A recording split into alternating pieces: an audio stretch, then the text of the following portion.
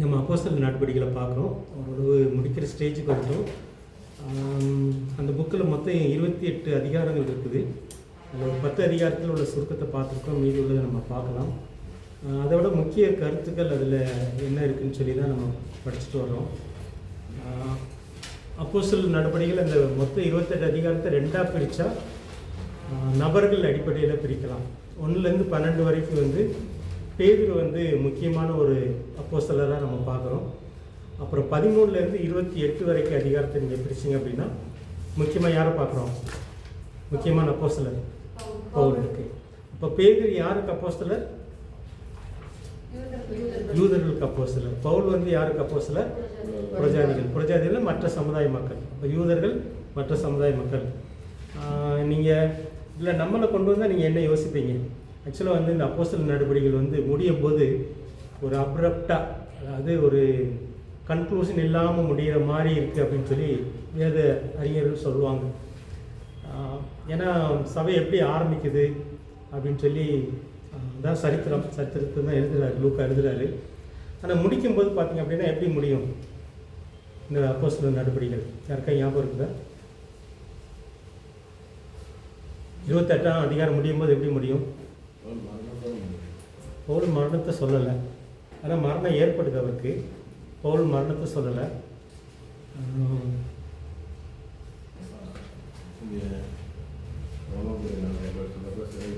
எப்படி? ஆமாம், அங்கே போகிற ரோமில் போய் சேர்றாரு, அவ்வளோதான். அந்த கப்பல் பயணத்தில் போகும்போது பார்த்தீங்கன்னா அவருக்கு அந்த கப்பல் பயணத்தில் ரொம்ப டேஞ்சர்லாம் ஏற்படுது, ஆபத்து ஏற்படுது. அதில் தப்பிச்சு போகிறாரு, ஒரு தீவில் சேர்றாங்க, அங்கே பாம்பு கடிக்குது, அந்த இதுலேயும் அவர் தப்பிச்சிட்டாரு. அப்புறம் புயலெல்லாம் முடிஞ்சு அந்த வேறு கப்பலில் வந்து ஏறி ரோம் போகிறாங்க. ரோமில் போய் 2 வருஷம் வாடகைக்கு இருக்கிறாரு அப்படின்றதா இருக்கும், ஒரு வீட்டில் வாடகைக்கு இருக்கிறாரு அப்படின்றது தான் முடியும். இதுலேருந்து நம்ம என்ன தெரிஞ்சுக்கிறோம் அப்படின்னா, இந்த அப்போஸ்தலர் நடவடிக்கைகள், அதாவது இது வந்து நம்ம என்ன பேர் வச்சோம் இந்த புத்தகத்துக்கு? அப்போஸ்தலர் நடவடிக்கைன்ற, அது நடவடிக்கைகள் என்னது? செயல்பாடுகள்.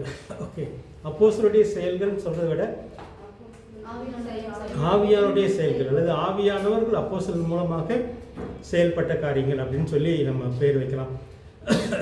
ஏன்னா முக்கியமாக அவங்களால ஒன்றும் செய்ய முடியாது, ஆனால் அவங்க மூலமாக ஆவியானவர் செயல்படுறதை தான் நம்ம பார்க்குறோம்.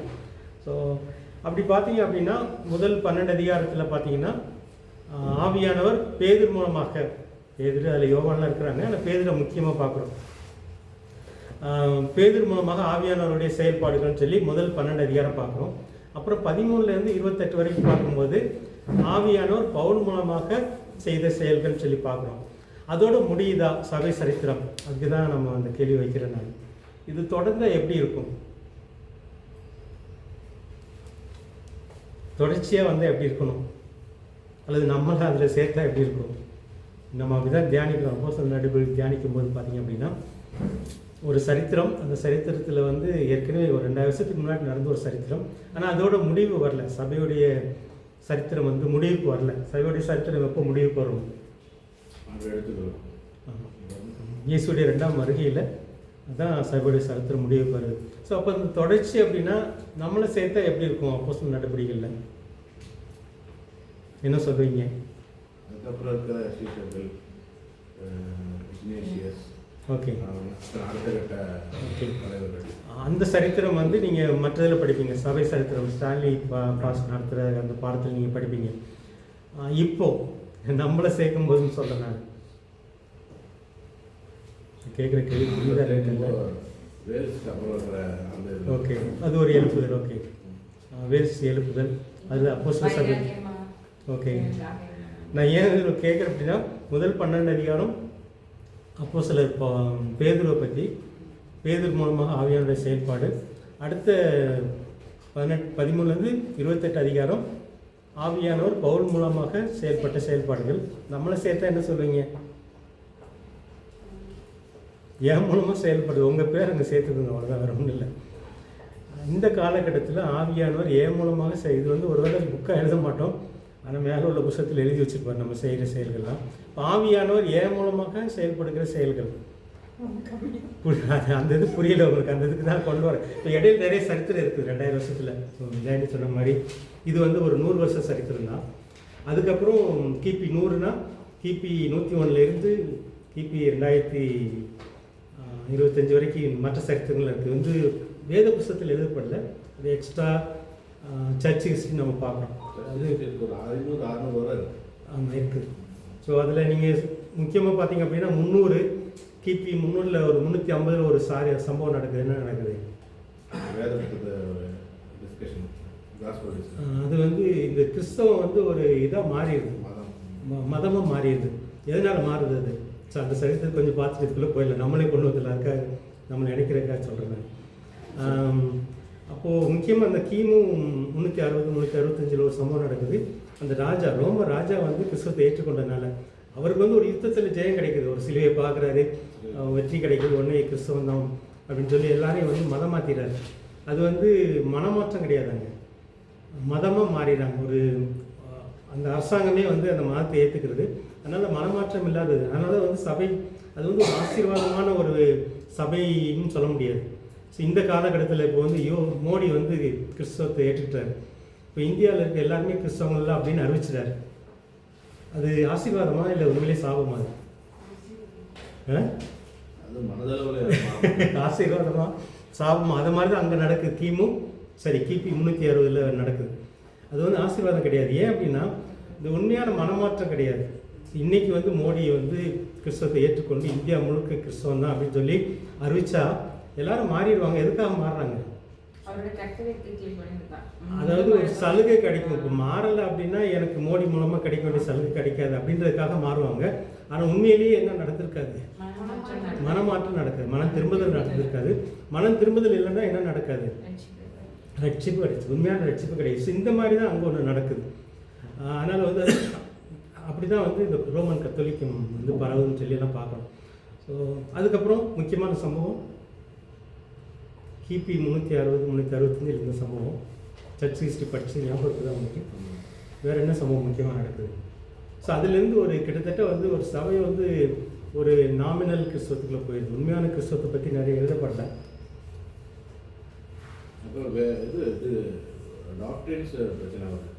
இவங்க அங்கே ஆரம்பித்தது கிட்டத்தட்ட கிபி 1500 வரைக்கும் வந்துடுது. கிபி 365 ஆரம்பித்தது, கிபி 1500 கிட்டத்தட்ட ஒரு 1200 வருஷம் சபை வந்து இந்த மாதிரி தான் இருக்குது. அது உண்மையானவங்க இருந்திருப்பாங்க, நமக்கு தெரியல, மேலே போனால் தான் தெரியும். ஆமாம். கிபி 1500 என்ன நடக்குது? முக்கியமாக அங்கே தான் மார்ட்டின் லூத்தர் வர்றாரு. இந்த மார்ட்டின் லூத்தர் தான் ஃபஸ்ட்டு அடுத்த இதுக்குள்ளே வர்றாரு. ஏன்னா அது வரைக்கும் பார்த்தீங்க அப்படின்னா அங்கே ஆரம்பித்து கிபி 365 ஆரம்பித்தது கிட்டத்தட்ட ஒரு 1200 வருஷம் மதமாக மாறிடுச்சு. கிறிஸ்தவம் வந்து மதம் தான், மனமாற்றம் இல்லை, ரட்சிப்பு இல்லை. அங்கே வந்து பாவ மன்னிப்பு சீட்டெலாம் இருக்குது. இப்போ மார்ட்டின் லூத்தர் வரும்போது அவர் சபையை பார்க்குறாரு. வேதத்தை வாசிக்கும்போது பார்த்தீங்கன்னா வேதத்தில் இருக்கிற மாதிரி சபை இல்லை, சபை வேறு மாதிரி இயங்கிட்டு இருக்குது. பாவ மன்னிப்பு சீட்டு, நீ தப்பு பண்ணிட்டு வரலாம், ₹10 இந்த சீட்டு வாங்கினீங்கன்னா உனக்கு இந்த மன்னிப்பு கிடைக்கும், அந்த மாதிரியெல்லாம் நிறைய ஆகிப்போச்சு. ஸோ மார்ட்டின் லூத்தர் வந்து அதை பார்த்துட்டு சபை வந்து வேதத்தை விட்டு ரொம்ப தூரமாக போயிடுச்சு அப்படின்னு சொல்லி ஒரு புரட்சி பண்ணுறாரு. ஸோ அதுதான் அந்த புரட்சிக்கு பிறகு என்னது? ப்ராட்டஸ்டன்ட் சொல்லி ஆரம்பிக்குது. ஸோ அதில் ஆரம்பித்தது தான் இந்த மற்ற என்ன சொல்கிறது, உண்மையிலே வேதத்தை நோக்கி திரும்புகிற சபை. ஓகே, ஸோ எக்ஸாக்டாக இல்லை. ஸோ கிட்டத்தட்ட ஒரு 1500 வருஷத்துக்கு அப்புறம். ஸோ அதுக்கப்புறம் வர்றதை இந்த வேல்ஸ் இதெல்லாம் நம்ம பார்க்குறோம். அதுக்கப்புறம் ஸோ அந்த புரட்சிக்கு அப்புறம் தான் இந்தியாவுக்கு யார் வர்றா? மொழிபெயர்ப்பாளராக வர்றாரு, சீகன் பால்க் வர்றாரு. ஸோ இந்தியாவில் வந்து ஒரு இது நடக்குது. இந்தியாவில் அரசியலாம் இருக்குது. இந்த சீகன் பால்க் வந்ததுக்கப்புறம் வேதத்தை நோக்கி வந்து சபை திரும்புன்னு சொல்லி பார்க்குறோம். ஸோ அதுக்கப்புறம் தான் வேல்ஸ் அந்த ரிவைவல். ஸோ ரிவைவல் அங்கங்கெல்லாம் நடக்குன்னு சொல்லி பார்க்குறோம். ஸோ இதெல்லாம் வந்து கிபி 1500-600 இந்த பக்கம் நடக்கிற ஒரு காரியம். ஸோ இதில் வந்து இது வந்து வேத சரித்திரம் இந்த கிபி 100 வரைக்கும் நடந்தால் நமக்கு வேதத்தில் இருக்குது. ஸோ அதுக்கப்புறம் உள்ளதெல்லாம் வேதத்தில் இல்லை.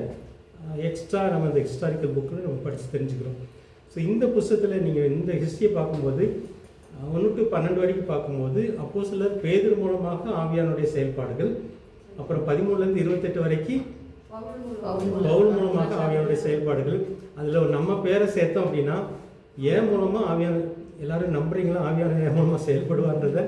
ஓகே, அப்போ நீங்கள் அதில் முக்கியமாக தெரிஞ்சுக்க வேண்டியது பேதுரு மூலமாக செயல்பட்ட ஆவியானவர், பவுல் மூலமாக செயல்பட்ட ஆவியானவர் ஏன் மூலமாகவும் செயல்படுவார். அப்போது உங்களுடைய காரியங்களை உங்கள் மூலமாக எங்கெல்லாம் செயல்பட்டார் ஒருவேளை உங்களுக்கே தெரியாமல் நீங்கள் செஞ்சுருப்பீங்க நிறையா.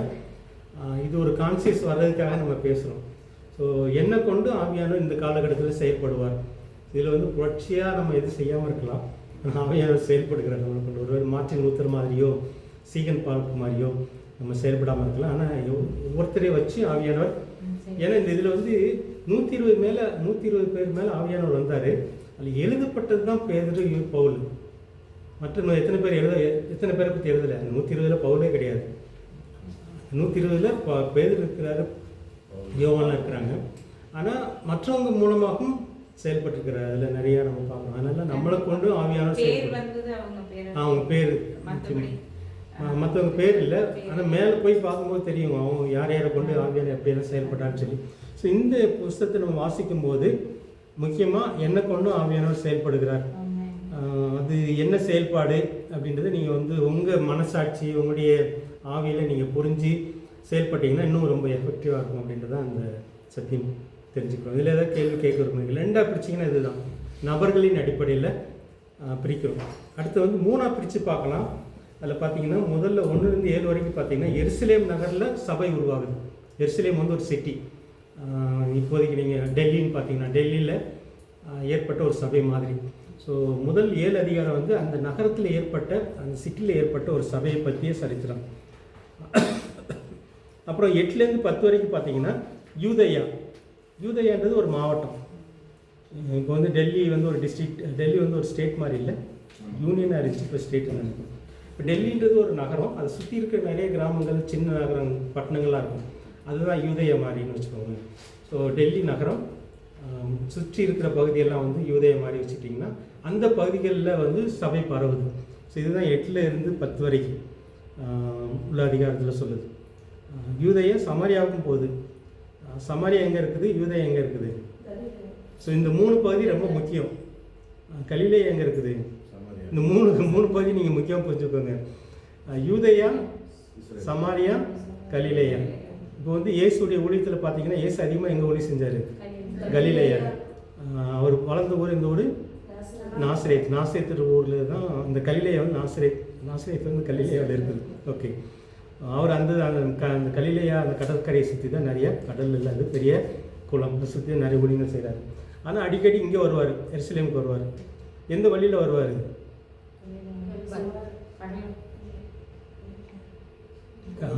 யூதேயாவுக்கு வரணும் அல்லது எருசலேமுக்கு வரணும். இந்த யூதேயாவில் தான் எருசலேம் இருக்குது.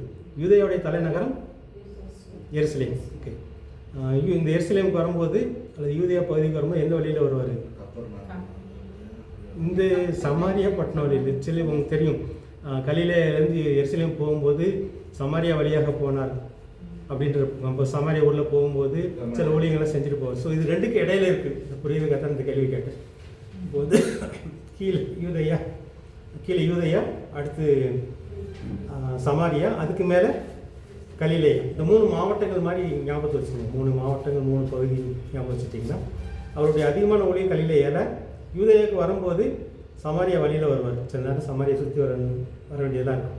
ஒரு இடத்துல வரும்போது தான் சில ஊரில் சமாரியாவில் வந்து ஏற்றுக்கல, அப்போ தான் வந்து சுற்றி வர்றான்னு சொல்லி பார்க்கலாம். ஸோ இது முக்கியமான பகுதி. ஸோ அதனால் முதல் 7 அதிகாரம் வந்து எதை சொல்லுது அப்படின்னா எருசலேம் நகரத்தில் சபை உருவானது சொல்லுது. அடுத்து 8-10 யூதேயா சமாரியாவில் வந்து அந்த சபை பரவுதுன்னு சொல்லி பார்க்குறோம். அப்புறம் 11லேருந்து 28 வரைக்கும் பார்த்தீங்கன்னா உலகின் மற்ற பகுதிகளில் சபை பரவுது அப்படின்னு சொல்லி பார்க்குறோம். ஸோ இதில் நம்மளை சேர்த்திங்கன்னா எப்படி சேர்ப்பீங்க? அப்போஸ்தலர் நடவடிக்கைகளை வந்து நபரின் அடிப்படையில் பிரிச்சிங்கன்னா 2ஆக பிரிக்கலாம். யார் யார்? பேதுரு, பவுல். அதில் நம்மளை சேர்த்தோம் அப்படின்னா என்ன கொண்டு ஆவியானவர் செயல்படுகிறார். இங்கே 3ஆக பிரிக்கிறோம் பகுதி, இடங்களின் அடிப்படையில். முதல்ல வந்து எருசலேம் நகரம், அதுக்கப்புறம் யூதேயா மாவட்டம், அதுக்கப்புறம் ஓகே. ஸோ எடுத்து 3ஆவது பார்க்கும்போது மற்ற இடங்கள், உலகத்தின் கடைசி பகுதி அப்படின்ற மாதிரி. இப்போ நம்மளை சேர்த்தா அப்படின்னா நம்மளும் ஒரு பகுதியில் இருக்கிறோம். ஒருவேளை நீங்கள் கூடலூர்னால் கூடலூரில் வச்சுக்கலாம். இப்போ என்னை பொறுத்தவரை வந்து பெட்டக்குரும்பன் அப்படின்ற மாதிரி வச்சுக்கிட்டு அப்படின்னா என்னை கொண்டு இந்த பகுதியில் பெட்டக்குரும்பை வாழ்கிற பகுதியில் ஆவியானவர் செயல்பட விரும்புகிறார். இப்போ மாறன், கும்மியெல்லாம் எடுத்துக்கிட்டிங்க அப்படின்னா முக்கியமாக எங்களுக்கு வந்து அவங்க தான் முக்கியம். நாங்கள் கூடலூரில் இருந்தால் கூட இப்போ நான் வந்து பெட்டக்குரும்பருக்காக வந்ததுனால என்னை கொண்டு அவங்க வாழ்கிற பகுதிகளில் ஆவியானவர் எதுவும் செயல்பட விரும்புகிறார். ஸோ என்னுடைய கவனம்லாம் அதில் இருக்கணும். உதாரணத்துக்கு அதை சொல்கிறேன். இப்போ உங்களை நீங்கள் யோசிக்கலாம், பேர், அதுக்கப்புறம் உங்களை கொண்டு எந்த பகுதியில் ஆவியானவர் செயல்பட விரும்புகிறார், அவங்க ஃபோக்கஸ் அங்கே இருக்கணும். அதுக்காக தான் நம்ம படிக்கிறோம். இப்போ உங்களுடைய எல்லை என்ன, உங்களுடைய ஏரியா என்ன? ஏன்னா அந்த ஏரியா இது வந்து நெகட்டிவாக பேசுகிறேன்னு நீங்கள் நினச்சிக்க வேண்டாம். இந்த உலகத்தில் வந்து பார்த்தீங்க அப்படின்னா ஒரு செய்தி கேட்கும்போது சொன்னார், இந்த உலகம் மொத்தம் 7 காண்டினென்ட், 7 கண்டங்களாக இருக்குது. கடல் பகுதியை சேர்த்தா அப்படின்னா 8 கண்டங்களாக இருக்கலாம். இந்த 8 கண்டங்களுக்கும் ஒரு பிரின்சிபாலிட்டின்னு இருக்குதான், பிரின்சிபல் அப்படின்னு. இந்த ஆவிகள் வந்து இடங்களின் அடிப்படையில் ஆளுகை செய்யுது. ஒரு கண்டத்துக்கு ஒரு ஆவியை சாத்தம் வச்சுருக்காங்க. 7 கண்டத்துக்கு 7 தலைவர்களை வச்சுருக்கிறான், பிரின்சிபல்லாம் முதன்மையானவங்களாம் வச்சுருக்கிறாங்க. கடலுக்குன்னு ஒருத்தனை வச்சுருப்பான் போல. ஸோ இது வந்து இருள் உலகத்தின் செயல்பாடு. அதே மாதிரி இப்போ ஆண்டவர் வந்து நம்மளையும் ஒவ்வொரு பகுதிகளுக்கு கொண்டு போகிறார். இப்போ பவுல் வந்து ஒவ்வொரு இடத்துக்கு கொண்டு போகிறார். பேதுரு வந்து யூதர்கள் வசிக்கிற பகுதி மட்டும்தான் பேதுருக்கு, வேறு எங்கேயும் போக வேண்டாம். அவருக்கு வந்து ஒரு புரிதலுக்காகத்தான் கொர்நேலியை வீட்டு கொண்டு போயிட்டு நீ பிரஜாதிகளை ஏற்றுக்கணும், உன் மனசில் வந்து பிரஜாதிகளை நீ ஒதுக்கக்கூடாதுன்னு சொல்லி கொடுக்கறதுக்காக தான் ஒரு சின்ன மினிஸ்ட்ரி கொடுத்தார் பேதுருக்கு, பிரஜாதி மத்தியில். மற்றபடி பேதுருக்கு வந்து பிரஜாதி ஊழியமே கிடையாது, பேதுருக்கு வந்து யூத ஊழியம் தான். அந்த மாதிரி ஒவ்வொரு இடத்தையும் ஒவ்வொரு இனத்துக்கும் ஆண்டவர் வந்து ஒரு சிலர் தேர்ந்தெடுத்து கொண்டு வருவார். உங்களை வந்து எந்த பகுதிக்கு பயன்படுத்த விரும்புகிறார், எந்த மக்களுக்கு, நீங்கள் அடுத்த கீழே போகலாம். ஸோ எந்த மக்களுக்கு பயன்படுத்த விரும்புகிறார் அப்படின்னு நீங்கள் தெரிஞ்சுக்க வேண்டியது ரொம்ப ரொம்ப அவசியம். ஆகியவற்றை கேட்கும்போது பயன்படுத்தி சொல்லுவார். ஸோ இந்த பகுதியில் நீங்கள் செயல்படுகின்ற மாதிரி. இது எதுக்காக அப்படின்னா, சாத்தான் ஒரு பக்கம் ஒரு இடங்க பிரித்து உலகத்தை வந்து அவனுக்குன்னு பிரித்து அவன் செயல்பட்டு இருக்கிறான். இப்போ வந்து சபை மூலமாக அவனுடைய செயல்பாடுகளை இல்லாமாக்கணும். இதுதான் தேவனுடைய திட்டம், தேவனுடைய பிரதானமான திட்டம். அப்படி இங்கே அப்போஸ்தலர்கள் நடக்கிறது அதுதான். யூதர்களுக்கு வந்து நேரடியாக வருவானா சாத்தான். யூதர்கிட்ட வந்து செயல்படணும் அப்படின்னா சாத்தானே நேரடியாக வருவான்ற மாதிரியெல்லாம் நிறைய காரியங்கள் இருக்குது. அதனால தான் இயேசுக்கிட்ட வந்து அவன் நேரடியாக பேசணும்னு சொல்லி. இப்போ நம்மகிட்டலாம் சாத்தான் நேரடியாக வரமாட்டான். ஏன்னா நம்ம அந்த பெரிய உலக அளவுக்கு ஊழியங்கள் இல்லை. உலக அளவுக்கு நீங்கள் ஊழியம் செஞ்சீங்க அப்படின்னா உங்கள்கிட்ட நேரடியாக சாத்தான் வந்துட்டான்னு சொல்லுவோம். ஆனால் நேரடியாக சாத்தான் வரமாட்டான். அவனுக்கு கீழே நிறைய அந்த அதிகாரங்கள், எப்படி ஒரு இராணுவம் வந்து டாப் கேப்டன், அதுக்கப்புறம் அதுக்கு கீழே உள்ள அதிகாரி, அதுக்கு கீழே அதிகாரி, 10,000 பேருக்கு அதிகாரி, 1000 பேருக்கு, இந்த மாதிரி தான் அவனுடைய ஸ்ட்ரக்சர். அந்த ஸ்ட்ரக்சரில் அவன் விழுகிறான். இப்போ ஆண்டவர் என்ன பண்ணுறாரு அப்படின்னா, சபையை வச்சு அவனை தோக்கடிக்கணும். ஏற்கனவே தோக்கடிச்சிட்டாரு, அவனை வெட்கப்படுத்தணும். இப்போ சிறுவையில் அவனுக்கு தோக்கடிச்சாச்சு. இப்போ வந்து சபை மூலமாக அவனை வெட்கப்படுத்தணுன்றதான் எபேசியர் நீங்கள் வாசிங்கிறது உங்களுக்கு புரியும்.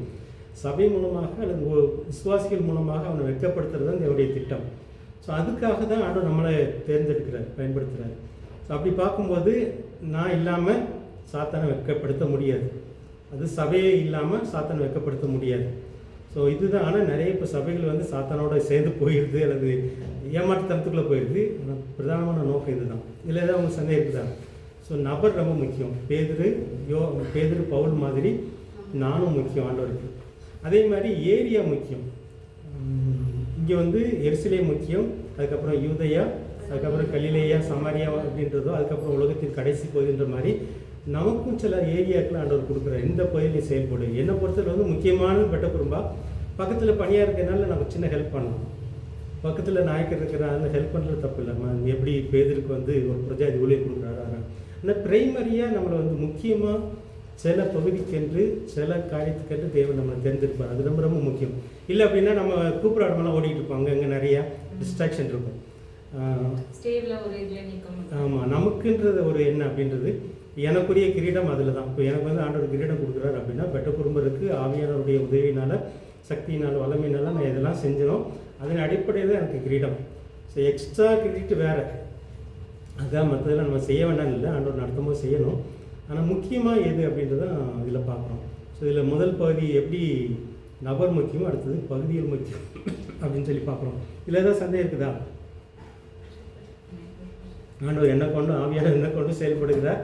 அது குறிப்பிட்ட இடத்துல, குறிப்பிட்ட பகுதியில், குறிப்பிட்ட மக்கள் மத்தியில் செயல்பட விரும்புகிறார். அது நீங்கள் உங்கள் தனிப்பட்ட வாழ்க்கையில் நீங்கள் தெரிஞ்சுக்க வேண்டியது.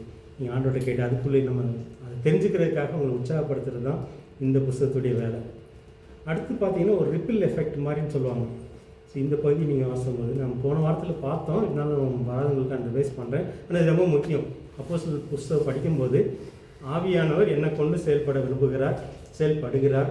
ஒருவேளை புரியாமல் நிறைய செஞ்சுருப்போம். இதை படித்ததுக்கப்புறம் நம்ம புரிஞ்சு செய்யும்போது நமக்கு ஒரு திருப்தி இருக்கும், நமக்கு ஒரு சந்தோஷம் வரும். என்னை கொண்டு இந்த வேலையை செஞ்சார் ஆவியானவர். சில நேரத்தில் நமக்கு பெருமை வராமலும் இருக்கும், நான் செஞ்சேன்னு இல்லாமல் என்னை கொண்டு ஆவியானவர் செயல்பட்டார் அப்படிங்கும்போது நம்ம வந்து பெருமைக்குள்ளே போகாமல் இருக்கிறதுக்கும் ரொம்ப உதவியாக இருக்கும். இது ரெண்டாக பிரிச்சுப்பா. அது மூணு வந்து நபரின் அடிப்படையில் ரெண்டாக பிரித்தோம், பகுதியின் அடிப்படையில் இடங்களின் அடிப்படையில் மூணாக பிரித்தோம். ஒரு ரிப்பிள் எஃபெக்ட்னு சொல்லுவாங்க. இது வந்து பார்த்திங்க அப்படின்னா ஒரு முடிவுக்குள்ளே வர்றது, ஒரு நிறைவுக்குள்ளே வர மாதிரி இந்த வசனத்தை வாசிங்கன்னா உங்களுக்கு புரியும். அப்போஸ்தலர் 6:7 வாசிங்க. இந்த கீழே நான் புதிய மொழிபெயர்ப்பு போட்டிருக்கேன், நீங்கள் ஓவியில் வாசிக்கலாம் உங்கள்கிட்ட இருக்கிற பைபிளில்.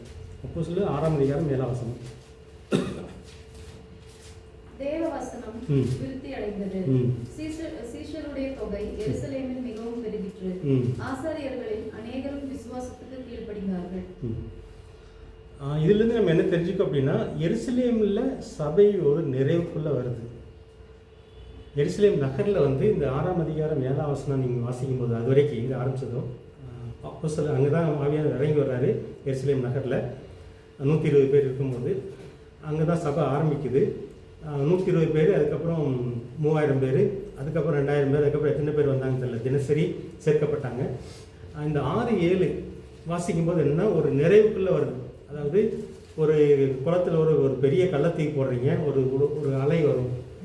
முதல் ரிப்பிள் எஃபெக்ட்னு சொல்லுவாங்க. அந்த ஃபர்ஸ்ட் ரிப்பிள் எஃபெக்ட் தான் அந்த ஆவியானுடைய செயல்பாடில் எருசலேம் நகரில் வந்து அந்த சபை வந்து ஒரு நிறைவுக்குள்ளே வருது. புரியுது தானே? அடுத்தது வாசிங்க அப்படின்னா 9:31 சமாரியாவில் இதே மாதிரி ஒரு நிறைவுக்குள்ளே வர்ற மாதிரி அந்த நடவடிக்கைகள் இருக்குது, எழுதியிருக்கிறாங்க. வாசிங்க. அப்போஸ்தலர் 9:31. யூதேயா, கலிலேயா, சமாரியா நாடுகளில் எங்கும் சபைகள் சமாதானம் பெற்று பக்தி விருத்தி அடைந்து கர்த்தருக்கு பயப்படுகிற பயத்தோடும் பரிசுத்த ஆவியின் ஆறுதலோடும் நடந்து பெருகின. ஸோ இங்கே பார்த்தீங்க அப்படின்னா முதல்ல எருசலேம் நகரத்தில் சபை ஒரு நிறைவுக்குள்ளே வருது. அதுக்கப்புறம் பார்த்தீங்கன்னா யூதேயாவில் ஒரு நிறைவு வருது, சமாரியா. ஸோ இந்த பகுதிகளிலையும் சபை பரவுது. இது எப்படி பரவ ஆரம்பிச்சது? இவங்க எருசலேமில் நல்லா ஜாலியாக இருக்கிறாங்க, எல்லாரும் எல்லாத்தையும் விற்று கொண்டு வந்து ஒன்றா வச்சு நல்லா சந்தோஷமாக இருக்கிறாங்க. ஆனால் ஆண்டவர் வந்து விரட்டி விட்டார். எப்படி விரட்டி விட்டார்? சேவானை வந்து கல்லறிஞ்சு கொண்டாங்க. அதுக்கப்புறம் தான் அது சேவான் வர்றதுக்கு ஒரு காரணம் வந்து அந்த சபையிலேயே கொஞ்சம் பிரச்சனையாக இருந்துச்சு. ஒன்று நன்மை ஒரு பக்கம், எல்லாருமே ஒரு சமாதானமாக இருக்கிறாங்க, சந்தோஷமாக இருக்கிறாங்க, எல்லாம் ஒன்று வச்சு அனுபவிக்கிறாங்க. ஆனால் கிரேக்க மொழி பேசும் யூதர், எபிரேய மொழி பேசும் யூதர்கள் அந்த விதைகளுக்குள்ளே வந்து பராமரிப்பில் கொஞ்சம் பிரச்சனை வருது. ஸோ அதனால தான் ஸ்தேவான் போன்ற 7 பேர் எடுக்கிறாங்க. அந்த சபைக்குள்ளேயே பிரச்சனை ஆரம்பிக்குது. அதை தீர்க்கிறதுக்காக இந்த 7 பேர் எடுக்கிறாங்க. இந்த 7 பேரில் ஒருத்தர் தான் ஸ்தேவானை வந்து கல்லறிஞ்சு கொள்கிறாங்க. ஸோ இந்த கல்லறிஞ்சு கொண்டதுக்கப்புறம் சபை சிதறடிக்கப்படுது. அங்கே கூடியிருந்தாங்க, நகரத்தில் கூடியிருந்தவங்க இப்போல்லாம் சிதறி ஓடுறாங்க. இந்த 12 பேர் தவிர மற்ற விசுவாசிகள் எல்லாமே சிதறி போயிட்டாங்க. யூதேயா பகுதிக்கு போகிறாங்க, அங்கே பக்கத்து கிராமங்கள், பக்கத்து நகரங்கள், சமாரியாவுக்கு சிதறி போகிறாங்க.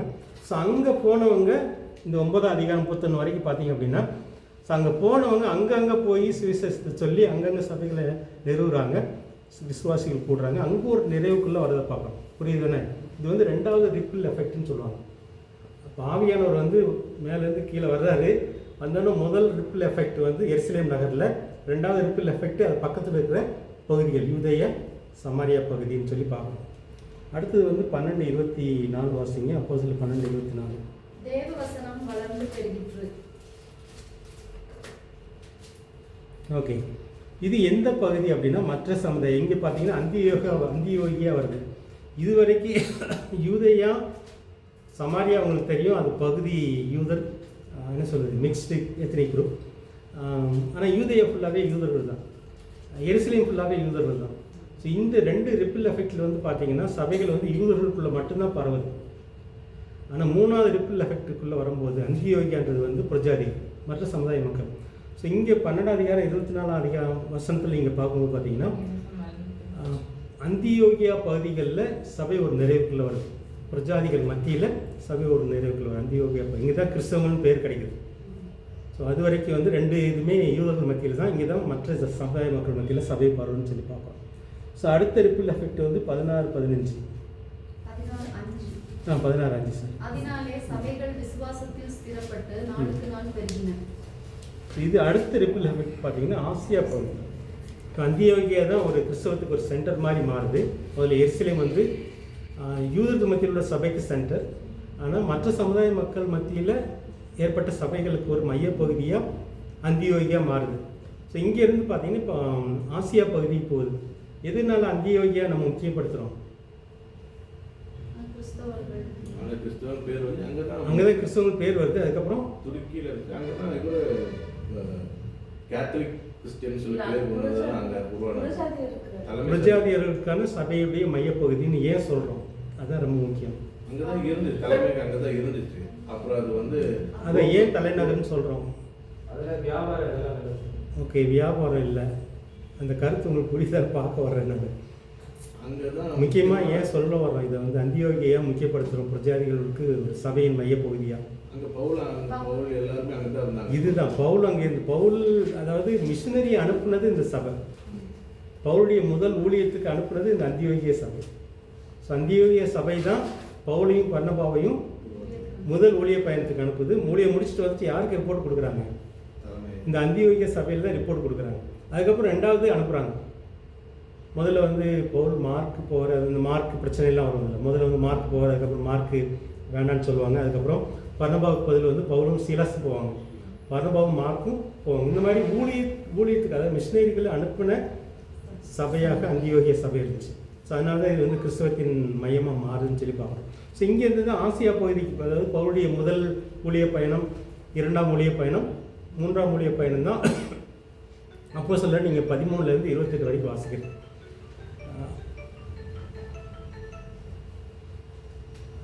அப்போஸ்தலர் 13 அதிகாரத்துலேருந்து 20 பவுலுடைய மனமாற்றம்லாம் இருக்கும். அதுக்கப்புறம் மனமாறி அவர் வந்து அந்தியோகிய சபையில் போய் சேர்றாரு. அந்தியோகிய சபை தான் பவுலையும் பர்னபாவையும் ஊழியத்துக்கு முதல்ல அனுப்புது. அதுக்கப்புறம் பவுலையும் சீலாஸ் அனுப்புது. ஸோ இந்த மாதிரி ஊழிய பயணங்கள் தான் அப்போஸ்தலரில் மீதி பகுதி 13 அதிகாரத்துலேருந்து 28 அதிகாரம் வரைக்கும் வேறு ஒன்றும் கிடையாது. இது அவருடைய ஊழிய பயணம் தான். 3 பயணங்கள் இருக்கும். 4வது பயணம் வந்து எழுதப்படலைன்னு சொல்லுவாங்க. ஸோ இதைத்தான் நம்ம அதில் பார்க்குறோம். அதனால் இங்கே வந்து இப்போ பவுல் மூலமாக தான் மற்ற பகுதிகளுக்கு, ஆசியாவில் உள்ள மற்ற பகுதிகளுக்கு வந்து போகுதுன்னு சொல்லி பார்க்குறோம். ஸோ அடுத்த கடைசி ரிப்பிள் எஃபெக்ட் 19-20 வாசிங்க. இவ்வளவு பலமாய் கர்த்தருடைய வசனம் விருத்தி அடைந்து மேற்கொண்டது. இது வந்து இப்போ ஐரோப்பாவுக்கு போயிடுச்சு. பவுல் வந்து இப்போ எங்கே போயிடுறாரு? ரோம் போயிடுறாரு. ரோம், அங்கேருந்து ஸ்பெயின் போக விரும்புகிறாரு. ஸோ ஐரோப்பா பகுதிக்கு வந்து போகி அங்கே ஒரு ரிப்பிள் எஃபெக்ட் ஏற்படுது. ஸோ இந்த மாதிரி முதல் ரிப்பிள் எஃபெக்ட் வந்து எங்கே? எருசலேம் சிட்டியில். அடுத்தது யூதேயா சமாரியாவில். அடுத்தது 3வது அந்தியோகியா. அந்தியாவிலிருந்து ஆசியா, ஐரோப்பா.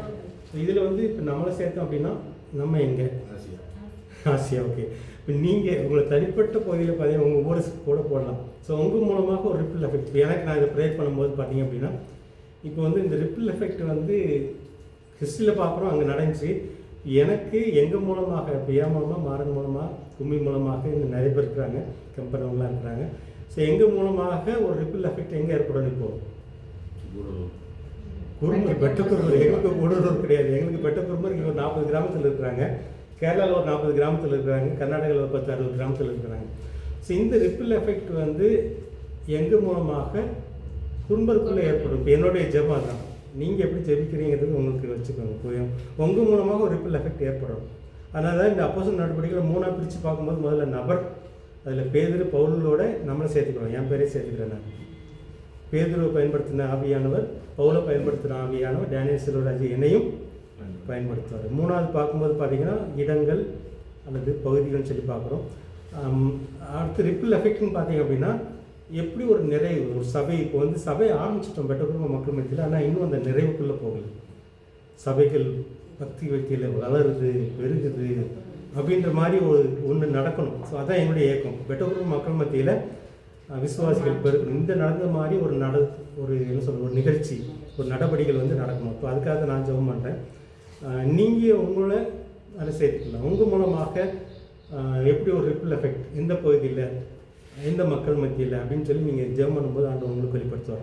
ஸோ இதுதான் அப்போஸ்தலர் வந்து நம்ம முக்கியமாக தெரிஞ்சுக்க வேண்டியது தான்.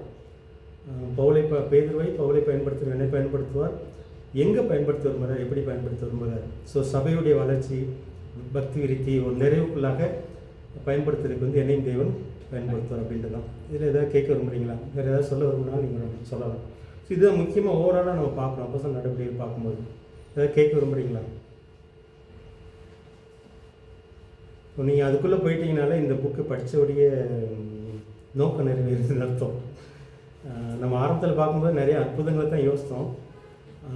ஆக்சுவலாக அப்போஸ்தலர் நடவடிக்கைகள்னாலே ஒரு கிட்டத்தட்ட 40 அற்புதங்கள், 41 அற்புதங்கள், அதிசயங்கள் பற்றி பார்க்குறோம். செத்தவங்க உயிரோடு நிற்கிறது, இந்த மாதிரி அற்புதம் பவுலும் பண்ணுறாரு, பேதுரு பண்ணுறாரு. பேதுரு நடந்து போகும்போது அவருடைய நிழல் பட்டு நிறைய பேர் சுகமாகறாங்க. அப்புறம் யாருடைய கர்ச்சீப், பவுலுடைய கர்ச்சீப்பா பேதுரு, பவுலுடைய கர்ச்சீப் மூலமாக நிறைய பேர் சுகமாகறாங்க. இதெல்லாம் வந்து பவுலுடைய கர்ச்சீப்புக்கு அந்தளவுக்கு வளம் இருந்துச்சா? அந்த ஆவியானவர் வந்து விசுவாசிக்கிறாங்க வந்து. ஸோ அந்த மாதிரி இப்போ யாரோ செய்தி கேட்கும்போது ஒரு பெரிய ஒரு அற்புதம் செஞ்ச ஒரு கென்னத் அகின்னு நினைக்கிறேன், இல்லை அவர் இல்லை இன்னொருத்தர், அவர் வந்து வயசாயிடுச்சு. ஒரு நல்ல ஒரு அற்புதம் அமெரிக்காவில் உள்ளவர் ஒரு அற்புதம் செஞ்சார். அமெரிக்காவா இங்கிலாந்து தெரியல. யாரு பேர் எனக்கு ஞாபகத்தில் இல்லை. கென்னத் அகின் இல்லை, அது இங்கிலாந்து அமெரிக்கான்னு தெரியல. ஸோ அவர் வந்து ஒரு 90-95 வயசு ஆயிடுச்சு. அவருக்கு வந்து நிறைய பேர் இவரால் இப்போ பயணம் பண்ணி நிறைய பேர் அற்புதம் செய்ய முடியல. பேர் வேண்டாம், முக்கியம் வேண்டாம், வந்து ஞாபகம் வச்சு தான் சொல்கிறேன். ஒரு 90-95 வயசில் வந்து பார்த்திங்கன்னா நிறைய லெட்ரு வருது அவருக்கு. அவர் வாசிச்சுட்ருக்கிறாரு, வாசிச்சுட்டு அழுகிறத வந்து மக பார்க்குறாரு. டாடி ஏன் அழுகிறீங்க இந்த மாதிரி அப்படின்னு சொல்லி பார்க்கும்போது நிறைய பேர் என்ன தேடிட்டு இருக்கிறாங்க, ஆனால் எனக்கு வல்லமை கொடுத்தவர் ஒருத்தர் இருக்கிறாரு, அவங்களுக்குள்ளே இருக்கிறாரு, ஆனால் அவங்கள தேடுறதில்லை, அதனால் அழுகிறேன்றார். பெரிய வல்லமையான ஒரு ஊழியக்காரர். அவர் மூலமாக ஆண்டவர் நிறைய அற்புதங்களை செஞ்சவர். ஆனால் கடைசியில் அவருடைய வயசான நாட்களில் வந்து பார்க்கும்போது பார்த்திங்கன்னா மக்கள் வந்து யாரை தேடினாங்க, இவர் வந்தால் எனக்கு ஒரு அற்புதம் நடந்துருமே. ஸோ அப்படி தேடினது நினச்சி அவர் வருத்தப்பட்டார். ஸோ இதுதான் இந்த நாட்களில் வந்து நம்மளை கொண்டு அற்புதம் நடக்கணும் விஷயம், ஆனால் நம்ம அங்கே முக்கியம் இல்லை. இப்போ பேதுடைய அதாவது பவுலுடைய கட்சிப்போ பேதுடைய நிழலோ அங்கே முக்கியம் கிடையாது. அவருக்கு பின்னாடி இருந்து செயல்பட்ட ஆவியானவர் தான் முக்கியம். ஸோ இந்த ஆவியானவர் வந்து இந்த நாட்களில் நான் நிறைய படிக்கிறேன். நமக்குள்ள ஆவியானவர் இருக்கிறாருன்னு சொல்லி எதிர்பார்க்குறோம், நம்புகிறோம், நம்புகிறோம். ஆனால் வல்லமை வேணும்னு எதிர்பார்க்குறோம். அது சரியா? கேட்குறது புரியுது தானே? எனக்குள்ளே ஆவியானவர் இருக்குது. எல்லாருமே நம்ம ரட்சிக்கப்பட்ட எல்லாருமே எனக்குள்ளே ஆவியானவர் இருக்கிறார் நம்புகிறோம். ஆனால் வல்லமை கேட்குறோம், எனக்குள்ளே வல்லமை வேணும், எனக்கு இன்னும் வல்லமை வேணும், எனக்கு இன்னும் பவர் வேணும்னு கேட்குறோம். வரங்களை நாடுங்கள். அப்போ என்ன புரியல? இப்போ ஆவியானவர் உள்ளே வச்சுக்கிட்டு நமக்கு என்ன, இது தான் நான் இப்போ படித்த பாடம். ஆவியானவர் உள்ளே வச்சுக்கிட்டு வல்லமையை கேட்டுட்டு இருக்கோம்.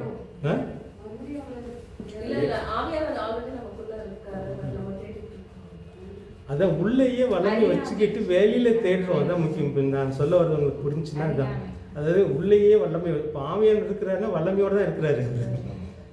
எனக்கே புரியாமல் தான் நானும் தேடிட்டு இருந்தவன் தான். நிறைய நாட்களில் வந்து வல்லமை இல்லை, எனக்கு வல்லமை வேணும், பவர் வேணும், குணமாக்கும் வல்லமை வேணும், மற்றவங்களை குணமாக்குற வல்லமை வேணும்னு மாதிரி தேடுறோம். ஆனால் என்ன புரியலை அப்படின்னா ஆவியானவர் உனக்குள்ளே இருக்கிறாரு, அவர் வல்லமையோடு தான் இருக்கிறாரு. மரித்த இயேசு உயிர்ப்பித்த அதே ஆவியானவர் தான் உனக்குள்ளே இருக்கிறாரு. இப்போ மரித்த இயேசுவை உயிர்ப்பித்த ஆவியானவர் தான் யார்? அவர் செத்தவரை உயிரோடு எழுப்பின வல்லமையே, அதே அந்த வல்லமையோடு தான் எனக்குள்ளே இருக்கிறார். சில நேரத்தில் வந்து ஆவியானவர் உள்ளே வச்சுக்கிட்டு அவரை பற்றி நமக்கு புரியாது. இப்போ நம்ம வரங்கள் நாடுகள் இருக்குது. வரங்களுக்கு வந்து பவுல் தீமோத்தேயுக்கு சொல்லும்போது, நான் உன் கையை வச்சப்போ உனக்கு கிடைச்ச, அதாவது இந்த வரத்தை கிண்டி விடுறாராம். இப்போ நமக்குள்ள ஆவியானவர் வரும்போதே இப்போ நம்மளை கொண்டு என்னென்னலாம் வேலை செய்யணும்னு ஆவியானவர் தெரியும். தேவனுக்கு ஒரு திட்டம் இருக்குது, என்னை கொண்டு என்னெல்லாம் செய்யணும். இப்போ அந்த வேலையை செய்யறதுக்குரிய அந்த வரம் அல்லது அந்த திறமையை சேர்த்து தான் நம்மக்கிட்ட வர்றாரு. இது உள்ளேயே இருக்குது, சில நேரத்தில் அதை கிண்டி விடணும். ஸோ அந்த கிண்டி விடுறது தான் முக்கியம். அது வந்து ஸ்டேரப்னு சொல்லுவாங்க இங்கிலீஷில். ஸோ இப்போ ஒருவேளை நம்ம கன்வென்ஷன் போகும்போது யாராவது பேசும்போது உள்ளே ஒரு அந்த கிளறுதல் நடக்கும், அந்த கிண்டி விடுறது நடக்கும். ஸோ அதுதான் முக்கியம். வரணும்னுலாம் இல்லை, திரும்ப வரணும்லாம் கிடையாது. நமக்கு திரும்ப வல்லாமல் வரணும்லாம் கிடையாது, உள்ளே இருக்குது. இப்போ ரட்சிக்கப்படலைன்னா அது வேறு, உங்களுக்குள்ளே வரணும். அவர் ரட்சிக்கப்பட்டாச்சு, ஆவியானவரை பெற்றுக்கொண்டோம் அப்படின்னா வல்லமையோடு தான் எனக்குள்ளே இருக்கிறாரு, வரங்களோடு தான் எனக்குள்ளே இருக்கிறாரு. இப்போ என்னை கொண்டு ஒரு வேலையை செய்யணும் அப்படின்னா எனக்கு ஏன் திறமையினால முடியாது, என்னுடைய பலத்தினால முடியாது. அதை கொடுக்குற ஆவியானவர் எனக்குள்ளே இருக்கிறாரு. ஸோ அந்த புரிதல் வந்தால் தான் நான் செயல்பட முடியும். புரியுது தானே? அது மட்டும் இல்லாமல் நம்ம எதை திங்க் பண்ணுறோமோ அதுக்கு பிடிச்சி தானே அது நம்ம வாஞ்சிக்கிறது பொறுத்து தானே. ஆமாம். அதனால நம்ம வாஞ்சிக்கும் போது மேலே இருந்து வரணும்னு வாஞ்சிக்க வேண்டாம். உள்ளே இருக்கிறார் அவர். சில நேரத்தில் அவர் உள்ளே இருக்கிற நமக்கு புரியாமல் நம்ம செயல்படுறோம். அதனால தான் நமக்கு வந்து நிறையா என் வாழ்க்கையிலையும் நான் தோல்விகளுக்கு காரணம் வந்து ஆவியானவர் இருக்கிறான்னு சொல்கிறேன் நான். ஆனால் ஆவியானவர் இருக்கிற நம்புகிறேன். ஆனால் அவர் எனக்குள்ளே வலிமையோடு இருக்கிறார், வலிமையோடு செயல்படுகிறார் அப்படின்றதுல வந்து வீக்னஸ் இருக்குது. அது புரிதலில் வீக்னஸ் இருக்குது. அந்த புரிதல் வந்தோடனே தான் அந்த ஆவியானவர் வந்து நமக்கு வந்து எப்படி கிரியேச்சு வாருங்க நமக்கு தெரியும். அது இன்னும் நல்லா இந்த நம்பிக்கை ரொம்ப அடுத்தது ஆட்டோமேட்டிக்காக அடுத்த லெவலுக்கு வந்து ஏன்னா ப்ரேயர் பண்ணும்போது நம்மளா ப்ரேயர் பண்ணுறதுக்கு அவர் உள்ளே இருந்து ஜெபிக்கிறார். அப்போ அந்த நம்பிக்கை இருக்கும்போது அங்கே கிரியை நடக்குது. அது ஸோ அப்போ உள்ளே இருக்கிறவர் வந்து வலிமையோடு இருக்கிறாரு, வலிமையானவர், அந்த மாதிரி இயேசு பித்த ஆவியானவர். ஸோ இந்த புரிதலுக்குள்ளே கொண்டு வரும்போது தான் நமக்கு இப்போ வந்து பேதுரு வந்து அந்த முடவனை எழுப்பும்போது வெளியும் பொண்ணு என்கிட்ட இல்லை, ஆனால் என்கிட்ட இருக்கிறது. ஸோ இருக்கிறது யாருக்கு சொல்கிறது? அப்போ அந்த இயேசு, அது வல்லமை. ஸோ அதை வந்து பேதுரு புரிஞ்சதுனால தான் சொல்லாரு. இப்போ அந்த புரிதல் வர்றதுனால தான் அவரால் சொல்ல முடிஞ்சிச்சு. அவர் வந்து மேலேருந்து ஒரு வல்லமை வரட்டும், இந்த முடவனை நடக்க பண்ணணும்லாம் ஜெபம் பண்ணல. எனக்குள்ளே இருக்கிற அந்த இயேசு நாமம், ஸோ எனக்குள்ளே இருக்கிற அந்த ஆவியானுடைய வல்லமை. ஸோ அந்த உள்ளே இருக்கிறது புரிகிறது தான் ரொம்ப ரொம்ப அவசியம். அது வந்து உள்ளே இருக்கிற அந்த கான்ஃபிடென்ட் இருக்குமோ கட்டளைக்கும் கான்ஃபிடென்ட் வரும். ஆமாம். அந்த எதை ஏன் சொல்கிறாங்க அப்படின்னு. அப்போ அதில் இன்னொரு மெச்சூரிட்டி ஒரு நாளில் எனக்குள்ள இருக்கிற இந்த எல்லா மெச்சூரிட்டியும் அந்த புரிதலும் உள்ளவங்க அடுத்து ஆட்டோமேட்டிக்காக வந்து இந்த செயல்பாடுக்கு வந்து அந்த புரிதல் ரொம்ப முக்கியம். சில நேரத்தில் வசனங்கள் சேர்ந்து வரும். நாங்கள் வந்து போன வாரத்தில் சந்திர சபைக்கு போயிருந்தோம். சொல்லும்போது ஆண்டவர் வந்து அந்த புது வருஷத்துக்கு ஒரு வசனம் கொடுத்துருந்தார் அவங்களுக்கு. இந்த சபையின் மீது என்னுடைய கண் வருஷத்தின் துவக்கத்திலேருந்து முடிவு வரை என்னுடைய கண் இந்த சபையின் மீது இருக்கும் அப்படின்றது ஆண்டுடைய வாக்குத்தத்த வசனம். 2025 ஜனவரி அவங்களுக்கு கிடைச்ச வசனம். ஆனால் அந்த வசனத்தை தூங்க வச்சுட்டோம். நான் அவங்கள்ட்ட பேசினதை அவங்க சொல்கிறேன். நான் ஆண்டவர் கொடுத்த வசனம் மறந்து போச்சு அப்படின்னா வழியறிக்கை விதிக்கப்பட்ட விதி. ஒரு வேளை வந்து அந்த வசனத்தை மறக்காமல் நம்ம கஷ்டப்படும் போது சபை வந்து திரும்ப சபை வந்து சில கஷ்டங்களுக்குள்ளே போகும்போது, சில வெற்றி இல்லாமல் தோல்விக்குள்ளே போகும்போது என்ன சொல்லி ஜெபிச்சிருக்கணும் அப்படின்னா, நீங்கள் சொன்னீங்களே உங்கள் கண் இந்த சபை மேலே இருக்குன்னு சொன்னீங்களே எங்கே? ஸோ அந்த வசனத்தை வந்து நம்ம கல்லறி விடுறது. அதுதான் ஆண்டவர் மறக்கலை நம்ம. ஸோ அந்த வாக்குத்தத்த வசனங்களை சொல்லி ஜெபிக்கிறது தான் உண்மையிலேயே வந்து அந்த செயல்பாடுக்குள்ளே நம்ம வரணும். ஆண்டவர் சொன்னதை மறந்துட்டோம் அப்படின்னா தூங்க வச்சிட்டோம். இயேசு வந்து படகுல தூங்குற மாதிரி வார்த்தையை வந்து வார்த்தையானவர் வந்து தூங்க வச்சிட்டோம். இதே மாதிரி ஆவியானவர் எனக்குள்ளே தூங்குறாரு. எனக்குள்ளே வந்து இருக்கிறார், நான் நம்புகிறேன். ஆனால் இந்த வசனத்தையும் அந்த ஆவியானவர் மிக்ஸ் பண்ணி என்னை கொண்டு ஒரு காரியத்தை செயல்பட விரும்புகிறாருங்கும் போது அதை நமக்கிட்ட தான் இந்த இதெல்லாம் இருக்குது. நமக்குள்ளே ஏற்படுகிற அந்த புரிதல், நமக்குள்ளே அந்த கிண்டி விடுகிற ஒரு அனுபவம், கிளறி விடுகிற அனுபவம், இந்த வசனத்தை கிளறி விடுறது, அந்த வல்லமையை அல்லது வரத்தை கிளறி விடுறது. ஸோ அது ரொம்ப ரொம்ப முக்கியம் அப்படின்னு சொல்லி பார்க்குறோம். ஸோ அப்படி பண்ணும்போது தான் நம்ம பேதர் செயல்பட்ட மாதிரி, பவுல் செயல்பட்ட மாதிரி நம்மளும் செயல்பட முடியும். ஸோ என்னை கொண்டு எந்த பகுதியில் செயல்பட விரும்புகிறார், எந்த ஏரியாவில் செயல்பட விரும்புகிறார். ஸோ அந்த புரிதலும் ரொம்ப ரொம்ப முக்கியம்னு சொல்லி பார்க்குறோம். வேறு ஏதாவது கேட்க விரும்புகிறீங்களா? ஸோ இந்த இது உங்களுக்கு புரிஞ்சிச்சு அப்படின்னா இந்த அப்போஸ்தலர் நடபடிகள் புத்தகம் நம்ம சப்ஜெக்ட் படித்ததுடைய நோக்கம் நிறைவேற்றின அர்த்தம். நீங்கள் ஆரம்பிச்சிருங்க. சில சாட்சிகள் நீங்கள் சொல்லலாம். நீங்கள் சொல்லும்போது என்ன கொண்டு ஆண்டவர் இங்கெல்லாம் செயல்பட விரும்புகிறார். சில வசனங்கள் மூலமாக, வாக்குத்தத்த வசனங்கள் மூலமாக இது செயல்படுவார். எனக்கு குறிப்பாக இந்த வருஷம் ஆண்டவர் கொடுத்த வசனம் என்னென்னா, யாக்கோபு 5 அதிகாரம் நினைக்கிறேன். அதில் வந்து உனக்குள்ளே வசிக்கும்படியாக வந்து பரிசுத்த ஆவியானவர் வைராக்கிய வாஞ்சியாக இருக்கிறார்கள். அந்த வைராக்கிய வாஞ்சியாக இருக்கிறார்ன்றது வந்து எனக்கு புரியாமல் தான் இருந்துச்சு. இந்த வருஷத்தில் வந்து துவக்கத்தில் எனக்கு அந்த வசனம் கிடைக்குது. ஸோ அதை நான் தியானிக்கணும். அப்போது அந்த ஆவியானவர் எனக்குள்ளே இருக்கிறாரு. ஆனால் என்ன மாதிரி வைராக்கிய வாஞ்சியோடு இருக்கிறார் அப்படின்றது எனக்கு புரியாமல் இருந்துச்சு. ஆனால் இந்த நாட்டில் இந்த வருஷத்தில் கிட்டத்தட்ட 11ஆம் மாதம் இல்லை. அதை தியானிக்க அந்த அவருடைய வைராக்கியம் என்ன அப்படின்னு ஓரளவுக்கு புரியுது. நான் எங்கே அவரை தூங்க வச்சுக்கிட்டு இருக்கிறேன். ஆவியானவர் இருக்கிறாரு, ஆனால் தூங்க வைக்கிறேன். அவர் என்கிட்ட நிறைய பேசுகிறாரு. அந்த கேட்குறேன், மறந்துடுறேன். அந்த வசனத்தை கேட்டு மறந்துடுறது, அதை எழுதி வைக்கிறேன், திரும்ப அதை எடுத்து வாசிக்கிறது இல்லை. ஸோ அப்படி இந்த ஆவியானவர் வந்து என்கிட்ட இடைப்பட்டுக்கிட்டு இருக்கிறாரு. ஆனால் அவர் வந்து நான் முழுக்க அனுபவிக்க முடியல. ஆக்சுவலாகவே நமக்குள்ளே இருந்தாலும் நம்ம வந்து லேசினஸாக இருந்துட்டு அவரையும் எடுத்து பிரயோஜனம் விடாம நம்ம எங்கெங்க நான் துக்கப்படுத்தினேன்னு தெரியல அவரை. ஏன்னா அவர் ஒன்று நினைப்பாரு, நான் வேற ஒன்று செஞ்சுருப்பேன், அங்கே துக்கப்பட்டிருப்பார். அது எனக்கே ஒரு உணர்வுக்குள்ளே இல்லை. ஸோ இதெல்லாம் புரிய வச்சார்.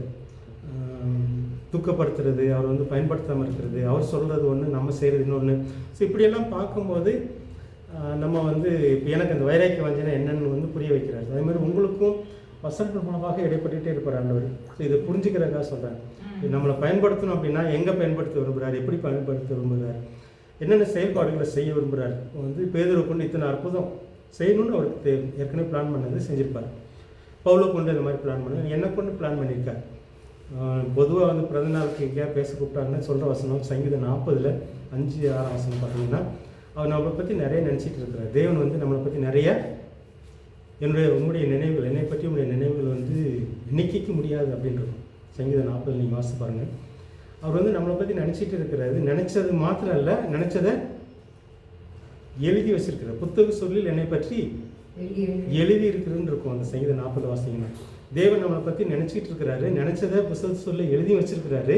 தேவனாகிய கர்த்தாவே, நீர் எங்கள் நிமித்தம் செய்த உம்முடைய அதிசயங்களும் உம்முடைய யோசனைகளும் அநேகமாய் இருக்கிறது. ஒருவரும் அவைகளை உமக்கு விவரித்து சொல்ல முடியாது. நான் அவைகளை சொல்லி அறிவிக்க வேண்டுமானால் அவைகள் எண்ணிக்கைக்கு மேலானவைகள். இது வந்து தேவன் நம்மளை பற்றி நினைக்கிற நினைவுகள், எண்ணிக்கைக்கு மேலான நினைவுகள் இருக்கு. ஓகே. பலியையும் காணிக்கையும் நீர் விரும்பாமல் என் செவிகளை திறந்தீர். சர்வாங்க தகன பலியையும் சர்வ நிவாரண பலியையும் நீர் கேட்கவில்லை. அடுத்தது வாசிங்க. அப்பொழுது நான் இதோ வருகிறேன், புஸ்தகச்சுவில் என்னை குறித்து எழுதியிருக்கிறது. இப்போ வந்து அவர் நினைக்கிறாரு, ஆயிரமான நினைவுகள் அவர் மனசில் ஓடிட்டு இருக்கு நம்மளை பற்றி, தனிப்பட்ட ஒவ்வொருத்தரை பற்றியும் அதை புத்தக சொல்லி எழுதி வச்சிருக்கிறாரு. வேதத்தில் நம்மளை பற்றி எழுதியும் வச்சிருக்கிறாரு. ஆனால் ரெண்டுக்கு இடையில் உள்ள வசனம் பார்த்தீங்க அப்படின்னா, பலியையும் காணிக்கையும் நீர் விரும்பவில்லை, என்னுடைய செவிகளை திறந்தேன்னு வரும். ஸோ நம்ம வாசிக்கும் போது செவிகள் திறக்கப்படும். இப்போ வந்து எனக்கு வந்து அந்த வசனம் எப்படி கிடச்சி இந்த வருஷம் இல்லைன்னா, நான் வந்து ஒரு டிரான்ஸ்லேஷனும் ஒரு செக்கிங்கும் பண்ணிகிட்ருக்கிறேன். பண்ணும்போது இந்த வசனம் வந்து எனக்குள்ள ஒரு உள்ளம் கொழுந்து விட்டு எரியுது. ஒன்றா இந்த 2025 வசனத்தை வந்து ஒரு பேர்னிங் சென்சேஷன் வருது இந்த வசனத்தை வாசிக்கும் போது. ஸோ இந்த வசனத்தை வருஷம் முழுக்க தியானி. ஸோ இதுதான் உனக்குரிய இந்த வாக்குத்தத்த வசனம் அப்படின்றது தான் நம்ம. ஸோ இந்த செவியை திறக்கிறது அது ரொம்ப ரொம்ப முக்கியம். இந்த செவின்றது வந்து அதனால இயேசு சொல்லும்போது நான் காதுலோன்னு கேட்கறோம். எல்லாருக்கும் காது இருக்குது, ஆனால் அந்த ஆவிக்குரிய செவி திறக்கப்படும். நம்ம நிறைய வாசிப்போம், நிறைய கேட்போம். ஏதோ ஒரு வசனத்தின் மேலே நம்ம சிந்தை போகும், அதை திரும்ப யோசிக்க வைக்கும், திரும்ப அதை வாசிக்க வைக்கும், திரும்ப அதை கேட்க வைக்கும். இதுதான் ஆவியானுடைய செயல்பாடு. ஸோ ஆவியானவர் வந்து இந்த வசனத்தை வந்து முக்கியப்படுத்துகிறார் உன் வாழ்க்கைக்கு, தனிப்பட்ட வாழ்க்கைக்கு. இதுதான் தேவனுடைய நினைவுகள் எழுதப்பட்டது, அதை நம்முடைய உள்ளத்துக்குள்ளே கொண்டு வர்றாரு. இந்த சங்கீதம் 118 சொல்றாரு, வேதத்தில் உள்ள அதிசயங்கள் காணும்படி கண்களை திறந்தருளும். ஸோ இது வந்து ஆவிக்குரிய கண், ஆவிக்குரிய செவி, அந்த உள்ளத்தில் வந்து கொழுந்து விட்டு எரிய பண்ணுறாங்க. ஸோ ஆவியானவர் வந்து இந்த மாதிரி தான் நம்ம சொல்கிற காரியங்களை நம்ம குறித்து வச்சுக்கும் போது, ஸோ என்னை எப்படி பயன்படுத்த விரும்புகிறார், என்னை எந்த இடத்துல பயன்படுத்த விரும்புகிறார், என்னை யாருக்காக பயன்படுத்த விரும்புகிறாரெல்லாம் நமக்கு தெரியும். ஸோ இதுதான் ரொம்ப ரொம்ப முக்கியம்னு சொல்லி பார்க்கணும். ஸோ தியானிச்சம் அந்த உள்ளம், உங்களுக்கு உள்ளத்தை கொழுந்து விட்டு எரிய பண்ணுங்கிற வசனங்கள், அது ஆண்டவர் உங்கள்கிட்ட பேசுகிற வசனம். நம்மளை பற்றி அவர் நினச்சிட்டு இருக்க. இப்போ என்னை பற்றி இப்போ வந்து சந்திரன் வந்து அந்த வசனத்தை சொல்லும்போது 2025 ஜனவரிக்கு நாங்கள் போகிறேன், இந்த வசனத்தை எழுதி ஒட்டி வச்சுருக்குறாங்க. இது எங்கேயோ ஒரு இடத்துல அவர் வாசிக்கும்போது அவருடைய உள்ளத்தில் கொழுந்து விட்டு எரிய பண்ண வசனத்தை தான் எழுதி வச்சுருக்குறாங்க, ஆனால் அதை மறந்துட்டாங்க. ஒருவேளை அதை நம்ம வந்து மறக்காமல் தியானிச்சுட்டு இருக்கோம் அப்படின்னா நம்ம யாரை தூங்க விடலை, இயேசு வார்த்தையான இயேசு தூங்க விடலை, அது ஆவியானோட தூங்க விடலை. நம்மகிட்ட தான் இருக்குது, அவர் தூங்க மாட்டார், ஆனால் நம்ம தூங்க வச்சுருவோம். ஸோ இந்த செயல்படுதலுக்கு வந்து நம்ம இப்போ என் வாழ்க்கை நிறைய தூங்க வச்சுருக்கிறேன். அதனால் இந்த நாட்களில் வந்து ஆண்டவர் அந்த உணர்வை கொடுத்து இனியும் தூங்க வைக்காத செயல்படுன்ற மாதிரி பேசுகிற மாதிரி இருக்குது. ஸோ அதனால் உங்களுக்கு நான் சொல்கிறேன். நான் ஸோ இந்த அப்போஸ்தலர் நடவடிக்கைகளை வாசிக்கும் போது ஆண்டவர் வந்து பேசுகிறார் நம்மகிட்ட. ஸோ பவுலை பயன்படுத்துகிற மாதிரி, பேதுவை பயன்படுத்துகிற மாதிரி நான் ஒன்றும் பயன்படுத்த விரும்புகிறேன், ஆனால் நீ தெரிஞ்சுக்கோ, உன்னை எங்கே பயன்படுத்த விரும்புகிறேன், எப்படி பயன்படுத்த விரும்புகிறேன் நீ தெரிஞ்சுக்கோ அப்படின்றது தான் ரொம்ப ரொம்ப முக்கியம். ஏதாவது சொல்ல விரும்புகிறீங்களா, கேட்க விரும்புகிறீங்களா? நீங்கள் சொல்லும்போது எங்களுக்கு நிறையா கற்றுக்கும். நம்ம இன்னும் இந்த வருஷத்தோட திருப்பி யோசிக்க மறந்துட்டோம் அப்படின்னா அதோடைய ஆசீர்வாதம் நமக்கு கிடைக்கும். சங்கீதம் எனக்கு 15 சங்கீதம் 13:5 கொடுத்தாரு. அப்போ நான் ரட்சணிக்கு சந்தோஷத்தை நான் உங்களுக்கு தருவேன். நான் இந்த வருஷம் அதிகமாக சொல்லிட்டேன்.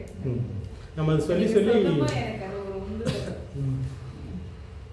அதுதான் வழியருகே விதிக்கப்பட்ட விதை, கல்பாறையின் மேல் கொஞ்சம் மண்ணுள்ள இடத்துல விதிக்கப்பட்ட விதை, அப்புறம் முள்செடிகள் முள்ளுள்ள இடங்கள்லேயும், அப்புறம் இப்போ நம்மளை நல்ல நிலமா நம்முடைய உள்ளத்தை மாற்றுறது வந்து அந்த வசனம் உள்ளே போய் கிரியை செய்யணும், வேறு விடணும். ஸோ அந்த வேறு விட விட விட ஸோ நமக்கு 30 மடங்கு பலன், 60 மடங்கு பலன். ஆண்டவர் வந்து ஆசீர்வாதத்தை வாக்கு தத்துவத்தின் மூலமாக தான் தர்றாரு. ஆபிரகாமை கூப்பிடும்போதே ஒரு வாக்கு தத்துவத்தை கொடுக்குறாரு. அந்த வாக்கு தத்துவத்தை அவர் தியானித்து தான் அந்த ஆசீர்வாதத்தை பெற்றுக்கொள்வார். நம்ம நேரடியெல்லாம் ஆசீர்வாதம் வராது. எந்த ஆசீர்வாதமும் ஆண்டவர் நேரடியாக கொடுக்க மாட்டார். அந்த ஆசீர்வாதத்துக்குரிய வசனத்தை கொடுப்பாரு. ஸோ அந்த வசனத்தை தியானிக்க அந்த வசனத்தின் மூலமாக நமக்கு தேவையான ஆசீர்வாதம் நமக்கு கிடைச்சிட்டே இருக்கும். ஸோ அதுதான் ரொம்ப முக்கியம். இந்த தேவத்தை நம்ம புரிஞ்சுக்கலாம். வேறு ஏதாவது கேட்க விரும்புறீங்களா, சொல்ல விரும்புறீங்களா? உங்களுடைய வாழ்க்கையில் ஏதாவது சாட்சியாக சொல்லணும்னாலும் சொல்லலாம். இல்லை, ஏதாவது வண்டி ஓட்டிருக்கோம், ஏதாவது கொடுக்க வந்துட்டா கோவம் வந்துடும். அப்போ உடனே இல்லை இப்படி பரிசுத்தாக பேசுவாரா அப்படின்னு சொல்லுவோம். நம்ம அது டே டு லைஃப்பில் இருக்கும்போதே நம்ம கண்ட்ரோல் நிறைய பண்ண வேண்டியது. உனக்குள்ள இருக்கிற ஆள் ஏதோ மறந்துடாத, நீ டேனி இல்லை, இப்போ உள்ள ஒருத்தர் இருக்கிறாரு. அது வந்து எப்பவுமே ஒருத்தர் சொல்லிகிட்டே இருக்கும், நம்ம கொஞ்சம் மைண்டில் பதிஞ்சிடும். ஓகே, எந்த செயலான்னு சரி, எதை திட்டுறதோ பேசுறதோ எப்படி சொல்கிறதோ எல்லாத்துலேயுமே நம்ம கரெக்ட் பண்ணிக்கணும். எல்லா ரிலேஷன்ஷிப் எல்லாத்துலேயுமே கரெக்ட் பண்ணிட்டோம்னா அது ஏன்னா அது கஷ்டம்தான். நம்ம பேசுறதுக்கு நம்ம விட்டு கொடுக்க அந்த பழக்கம் வரணும். அவ்வளோதான். ஆவியா நம்மகிட்ட பேசுறதுக்கு வந்து விட்டு கொடுக்கணும். பேசுறதுக்கு செவி கொடுக்கும்போது தொடர்ந்து பேசிட்டே இருப்போம், இல்லைன்னா ஆஃப் ஆயிடுவார். இப்போ டேனி சொல்ல சின்ன விஷயமா இருக்கலாம், நீங்கள் அதில் ஆரம்பிக்கும் போது உங்களுக்கு வந்து அந்த கான்சியஸ் இருந்துகிட்டே இருக்கும். ஸோ எங்கெல்லாம் வந்து அவர் தடுக்கிறாரு, இதுவும் மாமிசம் இல்லை, நீ இப்படி பேசணும், நீ இப்படி செயல்படணும்னு சொல்லி அவங்க இடைப்பட்டுக்கிட்டே இருப்போம் ஒவ்வொரு இடத்துலையும். ஸோ அதை வந்து நம்ம இடம் கொடுக்க தான் அவர் நமக்குள்ளே வந்து இடைப்பட்டுக்கிட்டே இருப்பார். இதுதான் தேவனோடு நடக்கிறதுனா இதுதான், வேற ஒன்றும் கிடையாது. ஏனோக்கு தேவனோடு நடந்தான் சஞ்சரிச்சான்றது வந்து இதுதான். நீ அழுந்த பாத்திரம் கழுவும் போதோ அல்லது வீட்டில் வச்ச வேலைகள் செய்யும் போதோ அவையும் அவங்கள்ட்ட பேசிகிட்டே இருப்பார். எனக்கு பார்த்தீங்கன்னா ஒரு நாள் சுகி சின்ன பிள்ளையாக இருக்கும்போது நான் வந்து ஆக்சுவலாக எங்கள் ஒரு பேய் விரட்டுது. நான் வந்து அசாம் போயிருந்தேன். அப்போ வந்து சபையில் 2 பேருக்கு பேய் பிடிச்சிருக்குது. பேய் விரட்டுறதுக்கு நிறைய பாஸ்டர் வந்து ட்ரை பண்ணி முடியலை. அதுக்கப்புறம் எங்கள் வீட்லேயும் ட்ரை பண்ணி அவங்களுக்கும் சாத்தம் பெரிய பிரச்சனை கொடுத்தான். அப்புறம் நான் 2 வாரம் போயிருந்தவன் வந்து 1 வாரத்தில் திரும்ப வந்துட்டேன். வந்தால் வீடு அலங்கோலமாக இருக்குது. சுகி வந்து சின்ன குழந்தை, 4 வயசு குழந்தை, 4 மாதம் குழந்தை, 4 இல்லை ஒரு 6-7 மாதம் இல்லை 1.5 வயசு இருக்குன்னு. அப்போ வந்து அவர் துணியெல்லாம் அங்கங்கே கிடக்குது, வந்து துவைச்சிட்டு இருக்கேன். அந்த துணி தான் துவைச்சிட்டு இருக்கும்போது ஆண்டவர் பேசுகிறாரு, உன் பிள்ளை துணியை நீ துவைக்கிற, அதே மாதிரி இன்னொருத்தன் பிள்ளையோட துணியைன்னா துவைப்பையா அப்படின்ற மாதிரி. இது ஆவியானவர் பேசுனதுன்னா ஒரு பிள்ளைக்கு அந்த பேயை விரட்டுறதுக்காக ஆண்டவர் பேசுகிறார். அந்த பிள்ளைக்கு நீ அப்பாவாக இருக்கணுன்றதுக்காக பேசுகிறாரு. அப்போ புரிஞ்சவங்க எனக்கு ரொம்ப ஆச்சரியமாக இருந்துச்சு. ஆண்டவர் இப்படியெல்லாம் பேசுவார். இந்த மாதிரி ஒவ்வொரு இடத்துலையும் பேசுவார். நம்ம வந்து ஆவியானவர் வந்து கன்வென்ஷன் போனால் தான் பேசுவார், அது பெரிய அப்படியெல்லாம் இல்லை. நிறைய இடத்துல வந்து நம்ம விட்டு கொடுக்க வந்து எங்கே பேசுகிறாருன்றது வந்து ரொம்ப வித்தியாசமாக இருக்கும். அவர் பேசுகிறது கரெக்டாக அந்த இடத்துக்கு ஏற்ற மாதிரி, நம்ம ஒரு சூழ்நிலைக்கு ஏற்ற மாதிரி பேசுவோம். அந்த மாதிரி டேனி சொன்னது மாதிரி என்கிட்ட நிறைய அந்த மாதிரி ஈடுபட்டுருக்கிறாரு. நம்ம வந்து இடம் கொடுக்கணும். அவர் பேசுறதுக்கு இடம் கொடுக்க தான் இந்த தேவனோடு நடக்கிற அனுபவன்றது வந்து இதுதான், வேற ஒன்றும் கிடையாது. சில நேரம் வசனத்தை கொடுப்பாரு, சில நேரம் தரிசனம் கொடுப்பாரு. அந்த மாதிரி நிறைய வரும். வேற ஏதாவது சொல்ல விரும்புறீங்களா? அந்த மாதிரி ப்ரேயர் பண்ணிட்டு இருக்கோம். ஒரு நாள் அப்படி காலையில் ப்ரேயர் பண்ணி பைபிள் ரீட் பண்ணிட்டு இருக்கோம். பக்கத்து வீட்டு அக்கா வந்து அழுதுகிட்டே வந்தாங்க. இந்த மாதிரி நான் ஆவியில் அப்போது நான் ஒரு 7 மணிக்கு, நான் ஒரு 5 மணிலேருந்து பைபிள் படிச்சுட்டு இருக்கேன். நான் படிச்சுட்டு இது பண்ணிட்டு இருக்கும்போது நான் ரொம்ப தியானிச்சு படிப்பேன். அந்த ஒரு டைம் தியானிச்சு படிக்கணும். இந்த மாதிரி இருக்கும், சரி என்னோட கற்பனைக்கு அப்படின்னு நினச்சிட்டேன். கரெக்டாக ஒரு 9 மணி ஆகும்போது அந்த அக்கா அழுவாரி அடிச்சுட்டு ஒரு இருந்தாங்க. அது எப்படி நான் பார்த்தனோ அதே மாதிரி அழுதுகிட்டே ஒரு வந்து சொன்னாங்க, எங்கள் அக்காவுக்கு ஆக்சிடென்ட் ஆயிடுச்சு, நீங்கள் ஜெபம் பண்ணுங்க அப்படின்னு சொன்னாங்க. ஹிந்து சொல்லிட்டாங்க, ஜெபம் பண்ணுங்க அப்படி சொல்லி அந்த கேட்டை விட்டு அப்பா நான் அந்த தரிசனத்தை பார்த்துமே அம்மா கிட்ட சொல்லிட்டேன், அம்மா இந்த மாதிரி அந்த அவங்க என்னன்னு தெரியல அழுதுகிட்டே வர மாதிரி எனக்கு ஒரு காட்சி வந்தது அப்படின்னு பார்த்தா அவங்க அழுதுகிட்டே வந்து சொன்னாங்க, எங்கள் அக்காக்காக ஜெபம் பண்ணுங்க, அந்த மாதிரி ஆக்சிடென்ட் ஆகிட்டு ஒரே ரத்தம் அடிபட்டுட்டு இது பண்ணியிருக்காங்க. அப்போ தரிசனம் மூலமாக இது மூலமாக நீங்கள் உங்களுக்கு என்ன புரிஞ்சு என்ன சொல்ல வர்றீங்க? வெளிப்படுத்துறாங்க. ஆக்சுவலாக வந்து உங்கள் மூலமாக அந்த குடும்பத்துக்கு ஊழியம் செய்ய விரும்புகிறார் ஆவியானவர். அதுக்கு தான் இதை காட்டுறாரு, வேற ஒன்றும் கிடையாது. உங்கள் மூலமாக ஆவியானவர் அவங்களுக்கு ஊழியம் செய்வாரு, நம்மளை விட்டு கொடுக்கும்போது பயன்படுத்துவார். ஸோ அந்த ஹீலிங் நடக்கும், அல்லது அந்த குடும்பத்தில் ரட்சிப்பு நடக்கும். ஸோ இது ரொம்ப ரொம்ப முக்கியம். அந்த காட்சி வந்து சும்மா கிடையாது, ஆண்டவர் வந்து உங்கள் மூலமாக செயல்பட விரும்புகிறத வந்து வெளிப்படுத்துகிறார். அப்புறம் அவங்க ஃபேமிலியிலே கொஞ்சம் ஒரு பையனுக்கு ரொம்ப காலமாக வந்து கட்டுகள்னால பாதிக்கப்பட்டு அந்த பையன் வந்துட்டு நடுவட்டத்தில் இருக்கா. அப்போ அந்த பையனுக்கு வந்துட்டு கட்டைகளால் பாதிக்கப்பட்டு கீழே விழுந்துட்டார், அடிப்பட்டு கீழே விழுந்து அதை வந்து செய்வனை கட்டனால இது பண்ணியிருக்காங்க. அப்போது அதை வந்து தரிசனத்தில் வந்து இத்தனை கட்டுகளால் அந்த எல்லைக்குட்பட்ட அந்த பிசாசினால அடிபட்டுருக்கு அப்படின்னு சொல்லிட்டு அது வெளிப்பாடாகும். அப்போ நான் அந்த பையனை வர சொல்லி எங்கள் வீட்டில் ஜபம் நடப்பேன், எல்லா செவ்வாய்க்கிழமையும் ப்ரேயர் நடக்கும். அப்போ அந்த ப்ரேயருக்கு வர சொல்லி அந்த கட்டுகளை ஒரு 3-4 வாரம் வந்ததுக்கப்புறம் அவன் ஃபுல் கிளியர் ஆகிட்டாங்க. அதுக்கப்புறம் வாங்கன்னு சொல்லி கூட்டம் வரல. ஆனால் இந்த சகோதரி தான் முகாந்திரம். ஓகே, நீங்கள் சொல்ல வேண்டியது என்னென்னா திரும்ப அந்த கட்டுக்குள்ளே போயிடுவாங்க. ஸோ என்னென்னா அந்த அந்த சத்தியத்தை வந்து நம்ம உங்களுக்கு சொல்லாமல் இருக்கக்கூடாது. இப்போதைக்கு உங்களுக்கு விடுதலை கிடைச்சது, இது வந்து ஏன் விசுவாசத்தினால உங்களுக்கு விடுதலை கிடைச்சது. ஆண்டவர் எனக்கு கொடுத்த வெளிப்பாடு, எனக்கு கொடுத்த விசுவாசத்தினால உங்களுக்கு கிடைச்ச விடுதலை. ஆனால் இந்த விடுதலையில் நீங்கள் தொடர்ந்து நிலச்சி நிற்கணும் அப்படின்னா உங்களுக்குள்ள அந்த விசுவாசம் வரணும். ஸோ இதுதான் நம்ம சொல்ல வேண்டிய சத்தியம். உங்களுக்குள்ள அந்த விசுவாசம் வந்துருச்சுன்னா நீங்கள் அந்த கட்டுக்குள்ளே போக மாட்டீங்க, திரும்ப ஒரு ஆபத்துக்குள்ளே போக மாட்டீங்க. ஏன்னா உங்களை திரும்ப வந்து அது தாக்க வரும். ஸோ இந்த அது வந்து நம்ம சொல்லணும். திரும்ப உங்களுக்கு வந்து ஒரு பாதுகாப்பு வளையம் வேணும் அப்படின்னா உங்களுக்கு இயேசுடைய ரத்தம் அந்த இதெல்லாம் வேணும். ஸோ இதை நம்ம சொல்லிட்டு விடுறது ரொம்ப ரொம்ப அவசியம். இல்லை அப்படின்னா நம்ம மூலமாக அவங்களுக்கு ஒரு விடுதலை கிடைச்சிருக்கும், அது தொடர்ந்து கிடைக்காது, இன்னொரு இடத்துல போயிட்டு இங்கே மாட்டிக்கும். அதை என்ன பண்ணுவாங்க, இங்கேயும் இருப்பாங்க, மந்திரப்பணமும் போவாங்க. அப்போ நீங்கள் சொல்ல வேண்டிய அவசியம். ஒருவேளை உங்களுக்கு அது சொல்றதுக்கு முடியல அப்படின்னா ஊழியக்காரங்களை கூப்பிட்டு ஒரு விளக்குறது ரொம்ப ரொம்ப அவசியம். ஏன்னா நம்ம மூலமாக செஞ்சுட்டாரு, அது அவங்களுக்கு தொடர்ந்து கிடைக்கணும். ஸோ இந்த உலகத்தில் ஒரு சின்ன விடுதலை கிடைச்சிது, இன்னும் அவங்களுக்கு வாழ்நாட்கள் இருக்குது, அப்புறம் நித்தியமும் இருக்குது. ஸோ இந்த மீதி உள்ள வாழ்நாட்கள்லையும் உங்களுக்கு விடுதலை வேணும், நித்தியத்துலேயும் உங்களுக்கு விடுதலை வேணும். ஸோ இந்த ரெண்டையும் நம்ம சொல்ல வேண்டியது நம்முடைய கடமை. இது வந்து ஆண்டவரே எனக்கு வெளிப்படுத்தின ஒரு காரியம், என் மூலமாக இதை செஞ்சார். ஆனால் அது நீங்கள் தொடர்ந்து அந்த ஆசீர்வாதத்தில் அந்த பாதுகாப்பில் இருக்கணும் அப்படின்னா உங்களுக்கு இது வேணும் அப்படின்ற சத்தியத்தை நீங்கள் சொல்லணும். எனக்கு ரொம்ப நாள் அது ரொம்ப டவுட் என்ன, ஒரு சில வீடுங்க ப்ரேயர் பண்ண எங்களுக்காக ஜம் பண்ணணும்னு சொல்லும்போது ஜம் பண்ணியிருக்கேன். அது எனக்கு வந்து இப்போ ரீசனாக தான் அதோட இது கிடைச்சிது. அப்போது அந்த வீட்டுக்குள்ளே அந்த எல்லைக்குட்பட்ட ஒரு சில அது நம்ம ஒரு ஜாதி அந்த இதோட சொல்ல வேண்டாம்னு நினைக்கிறேன். அது வந்து உள்ள வீட்டுக்குள்ளே வந்து போகுது அப்படின்றத வந்து எனக்கு வெளிப்பாடாக அது வந்து ஒரு 2 வருஷத்துக்கு முன்னாடி கொடுத்தாரு. அதுக்கப்புறம் வேற ஒரு ஃபேமிலிக்காகவும் ஜெபிச்சா அப்போ அதுலேயும் கொடுத்தாரு. அது என்னன்னா அது உள்ளே வந்து போகிற இடத்துல செவரு விரிசல் இருக்கும் அப்படி.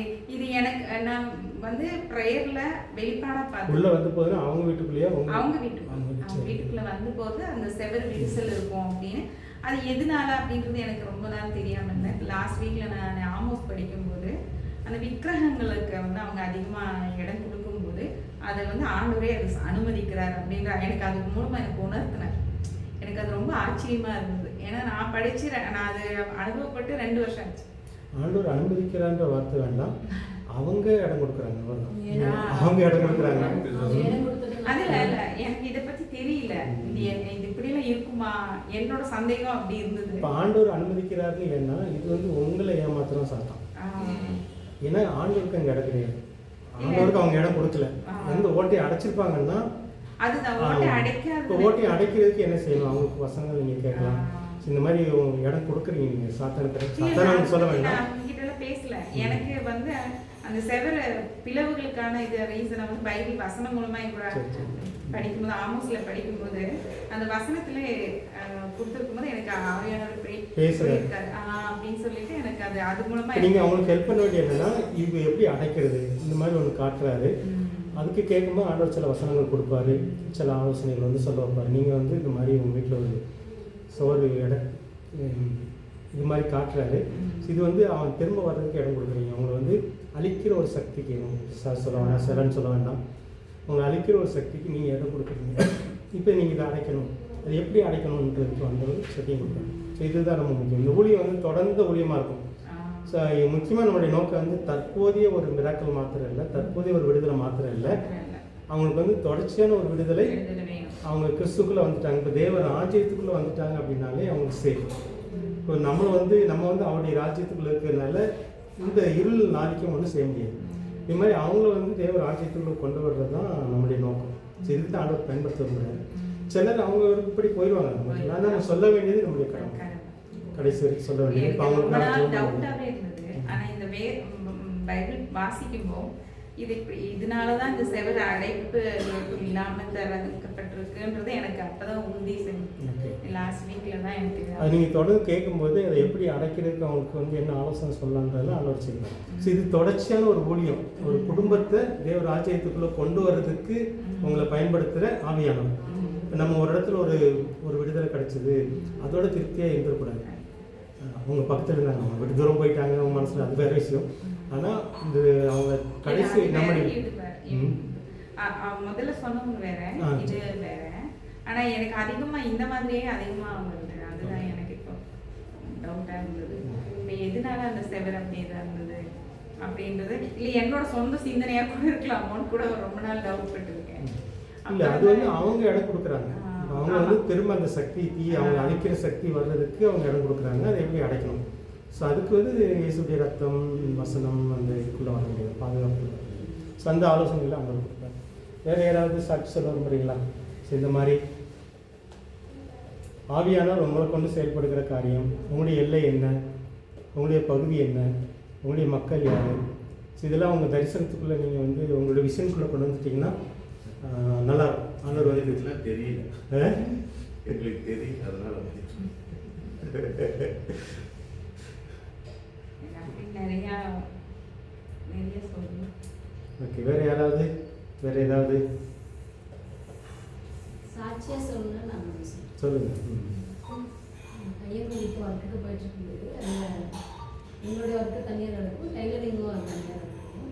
அப்போது டைலரிங் நடக்கும்போது அங்கே ஒரு பொண்ணு வந்துட்டு இருந்தா. அப்புறம் எதாச்சியாக அவளோட நான் என்னன்னு தெரில, அவளுக்கு இப்போ ஆண்டரை பற்றி சொல்லணும் அப்படின்னு ஒரு மனசுக்குள்ள அவியானவர் தான் ஏறி இருக்கிறாரு. எனக்கு அப்போ தெரியல. எனக்கு சொல்லிட்டு அந்த பொண்ணோட பேசினேன், பழகினேன். அப்புறம் தான் நானும் வாண்டடாக போயிட்டு பழகினேன். அப்புறம் தான் யோசிச்சா அவருக்கு வந்து நான் பேசுகிறது அவருக்கு ஒரு ஆறுதலாக இருந்திருக்கு, எனக்கு தெரியாது. பிறகு விசாரிக்கும் போது தெரிஞ்சது அவங்க அம்மாவுக்கு கேன்சரு, எல்லாமே நீ முடியாது அப்படின்னு சொல்கிற அளவுக்கு ஆயிடுச்சு. அப்போ அந்த டைமில் தான் நான் வந்துட்டு ஏசாமத்துக்கு சொன்னேன். ஒரு நாள் வந்துட்டு என்னை கட்டி பிடிச்சிட்டு அழுதுட்டு அம்மா இந்த மாதிரி அம்மாவுக்கு பிளட் இறக்கிட்டுருக்கோம், அதனால் அது வாமிட்டாக வந்துடுது, ஒன்றுமே தாங்கிறது இல்லை அப்படின்னு சொல்லிட்டு என்னை அழுதான். அப்போது நான் சொன்னேன், நான் ஒரு சின்ன இதாக சொன்னேன், இப்போ நீ ஏசாமி வந்துட்டு நான் உனக்கு சொல்லியிருக்கிறேன், ஆனால் நீ உனக்கு ஒரு உடம்புக்கு முடியல, ஒரு காய்ச்சலாக இருக்குது அப்படின்னு சொன்னால் ஒரு மாத்திரையோ ஒரு டானிக்கோ எடுக்கிறீங்கன்னா ஒரே நாளில் அது முடிஞ்சிடாது. அதனால் நீ வந்து அது தொடர்ந்து எடுக்கும்போது தான் உன்னுடைய பாடி வந்து சரியாகும், உடம்பு சரியாகும் அப்படின்னு சொல்லிட்டு நான் சொன்னேன். அந்த மாதிரி தான் நீ இன்னைக்கு ஒரு நாள் உனக்காக நான் ப்ரேயர் பண்ணுறேன், ஓகே, ஆனால் உங்களுக்கு உடம்புக்கு முடியலங்கும் போது உங்கள் அம்மாவுக்கு முடியலங்கும் நீ ஏசப்பா பார்த்து வேண்டிக்கோ, நிச்சயமாக ஏசப்பா உங்கள் அம்மாவை அதுலேருந்து விடுதலை ஆகுவாருன்னு சொல்லி நான் பொண்ணுட்டு சொன்னேன். நான் என்ன மிராக்கள் அப்படின்னு சொன்னால், அப்புறம் அந்த ஜெபிக்கலாம் வாங்க நிகழ்ச்சி அறிமுகப்படுத்தி வச்சேன். அது அம்மாவை கொஞ்சம் மொபைலில் போட்டு கொடு அப்படின்னு சொல்லிட்டு. ஏன்னா அவங்க வீட்டு வேலைகள் நடந்துட்டுனால கொஞ்சம் ஒர்க் அதிகமாக இருந்ததுனால அம்மாவுக்கு மொபைலில் போட்டு கொடுக்கும்போது சொல்கிறதுக்கெல்லாம் வாய்ப்பு இல்லைனால போட்டு கொடுத்துட்டேன். எனக்கு பெரிய ஆச்சரியம் என்னன்னா, ஒரு நாள் நான் ரோட்டில் இப்படி வந்துட்டு இருக்கிறோம், காரில் தான் நாங்கள் வந்துட்டு இருக்கிறோம். அவள் வந்துட்டு அவள் நடந்து போய்கிட்டு இருக்கா, அவள் கூட ஒரு லேடி போயிட்டுருக்காங்க. ஏன்னா அவங்க அம்மாவுக்கு உடம்புக்கு ரொம்ப முடியலன்னு சொல்லியிருந்தாங்க. அப்போ நான் காரை நாங்கள் நிறுத்திட்டு உடனடியாக கூப்பிட்டு யார் அவங்க அப்படின்னு சொல்லிட்டு அவள் ஜஸ்ட்டு நான் விசாரிச்சுட்டு யார் அவங்கன்னு எனக்கு நம்பவே முடியல, எங்கள் அம்மா அப்படின்னு. அந்த கொலப்பள்ளி ரோட்டில் அப்படி நடந்து அவங்க அம்மாவும் அவ்வளோ நடந்து டவுனுக்கு போய்கிட்டு இருக்கிறாங்க. ஏன்னா எங்களோட கான்டாக்ட் இல்லை, அதுக்கு ஹையர் ஸ்டடிக்கு போயிட்டான். அப்போ எனக்கு தெரியல.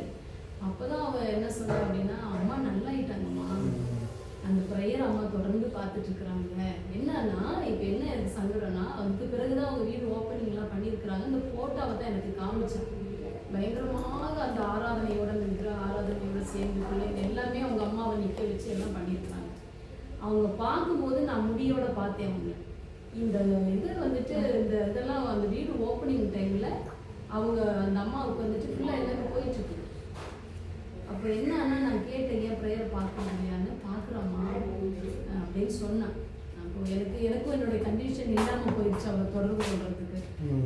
என் ஆண்டு வந்து ஜீவனை கொடுத்து நல்லா வச்சிருக்கிறாரு.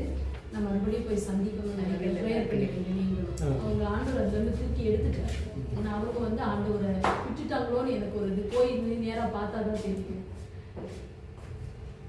இயேசு வந்து ஊழியம் செய்யும்போது ஆயிரக்கணக்கான பேருக்கு வந்து அற்புதம்லாம் கிடைச்சது.